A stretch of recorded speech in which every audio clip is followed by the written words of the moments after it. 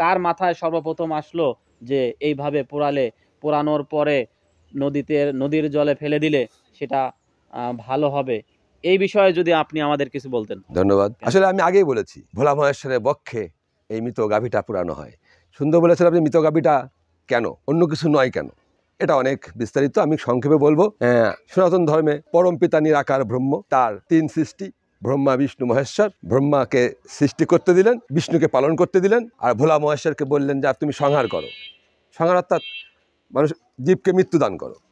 তা ভোলা মহেশ্বর শুধু বললেন যে আমি কিছুই পারবো না, ওটা আপনি জানেন, আপনারই কাজ। আর ব্রহ্মা বললেন আজ্ঞে, বিষ্ণু বললেন আজ্ঞে। তার মানে ব্রহ্মা আর বিষ্ণু দুজন কর্মে আবদ্ধ হলেন, আর ভোলা মহেশ্বর কিন্তু কর্মে আবদ্ধ না হয়ে যার কর্ম তাকে দান করলেন। যেটা আমরা সবাই জানি যে আসলে এই দেহ পরম পিতার, আমার বলে জগতে কিছু নেই। এই যে তিন পুরুষ পরম পিতার তিন সন্তান ব্রহ্মা বিষ্ণু মহেশ্বর, ইনাদেরকে সৃষ্টি করে ইনাদেরকে কর্ম দিয়ে অনেক অনেক অনেক কাল পর পরম পিতা বললেন, মনে মনে চিন্তা করলেন, এবার তিন পুত্রকে পরীক্ষা করতে হবে। এই পরীক্ষার ছলে তিনি ওই মৃত গাভীর রূপ ধারণ করলেন। কেন আপনি বলেছিলেন, কেন মৃত গাভী? মৃত গাভী এই জন্য যে এই জগতে যখন মৃত্যু শুরু হবে, আপনাকে আগে বলেছি যে তখন জগতে মৃত্যু হতো না, মানুষ গর্বে হতো, তখন মনুষ্য যজ্ঞের দ্বারা হতো। ঠিক তখন এই মৃত গাভী কেন? মৃত গাভী এই জন্য যেন যখন জীব মৃত্যুবরণ করবে তখন শুধু যেন মানুষকেই সৎকার করা না হয়, কুকুর, বিড়াল, গাভী এবং ছোটখাটো পাখি, মানে সব জীবকে যেন সৎকার করা হয়। কেন সৎকার করা হয়? এই সুস্থ মানুষকে অসুস্থ যেন না করা হয়। যেমন সুন্দর গন্ধের পরিবর্তে আপনার নাকে দুর্গন্ধ লাগবে, এটা একটা অসুস্থতার কারণ। বাতাসটা দূষিত হবে, ইত্যাদি ইত্যাদি অনেক সুবিধার জন্য এই দাহ করলেন প্রথম একটা মৃত গাভী রূপ ধারণ করে। এরপর থেকে কালক্রমে মানুষের মৃত্যু শুরু হলো। তখন থেকে চিতা, আপনি বলেছিলেন যে চিতা কে আবিষ্কার করলো? এই যে জলের মধ্যে মিশিয়ে দিতা, এই বুদ্ধিটা কার? এটা লাগে ওই যে তিন সন্তানের ভিতরে ওই যে মৃত গাভী হিসেবে পরীক্ষা করতে নেমে পরম পিতা যখন তার পুত্র সৃষ্টিকর্তা ব্রহ্মার ঘাটে গেলেন, ব্রহ্মা তাকে চিনতে পারলেন না, মৃত গাভী হিসেবে ছেড়ে দিলেন। তার মাথায় সৎকার করার বুদ্ধি এলো না, কারণ সে তো সৃষ্টিকর্তা।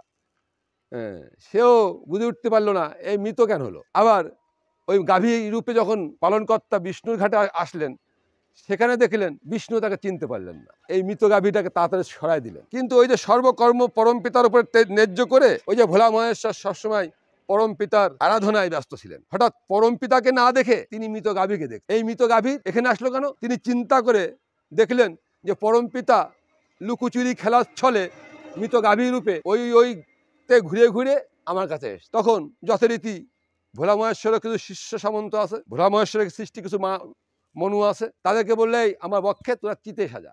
তারা চিন্তা চিতে কি? চিতে কিছু না, চন্দন কাঠ পাহাড়েতে তুলে নিয়ে গাছ। ওরা তখন যে তারা চন্দন গাছ তুলে আনলো, তুলে এনে মহাদেবের বুকের পরে চিতা সাজায় রাখলো। যখনই ওই মৃত গাভীটা মহাদেবের ঘাটে এসে ঠেকলো, তখনই মহাদেবের আদেশ অনুযায়ী মহাদেবের শিষ্যগণ সেই মৃত গাভীটাকে চিতার পরে তুলে দিলেন এবং মহাদেব তাতে নিজ মায়া বলে ফু দিয়ে অগ্নিদান করলেন, এটা তার মায়া বলে। তখন সেটা ওখানে দাহ্য হলো, পুড়ে এক মুঠি ছাই হলো এবং মহাদেবের মুঠি, এবং এই যে আমাদের যেই বুকের গন্ডা, সেই মহাদেবের সেই গন্ডার ওই গর্ত ছাই হলো। মহাদেব চিন্তা করলেন যে এই যে ছাই কি করব,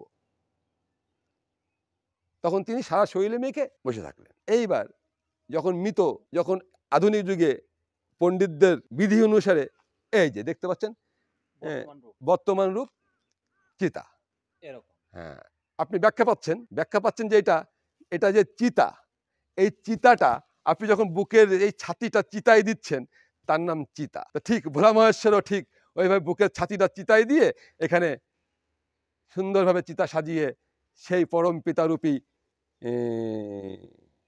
মরা গাভীরূপী পরম পিতাকে, সেই মরা গাভীরূপী পরম পিতাকে তিনি মিশিয়ে দিলেন নিজের সাথে।